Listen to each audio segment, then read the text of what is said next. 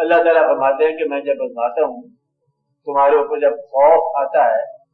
خوف کے وقت کچھ لوگ اللہ کی رحمت سے مایوس ہو جاتے ہیں، کچھ لوگ اس کی رحمت کے اور قریب ہو جاتے ہیں۔ یہ سارے واقعات، صبر کے جتنے بھی واقعات ہیں، صبر کو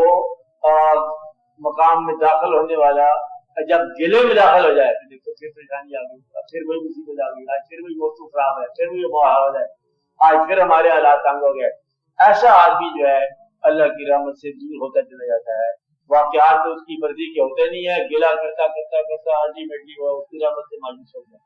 اللہ کی رحمت سے مایوس ہونے والا وہ ہے جو اپنے مستقبل سے مایوس ہو گیا۔ جب تم نے دیکھا نہیں کل کے دن کیا آنے والا ہے، تو تمہیں مایوس ہونے کا کیا پڑتا ہے؟ تو وہ آدمی جو اللہ کی رحمت سے مایوس نہیں ہوا، وہ جانتا ہے کہ کچھ واقعہ کسی وقت ہو سکتا ہے،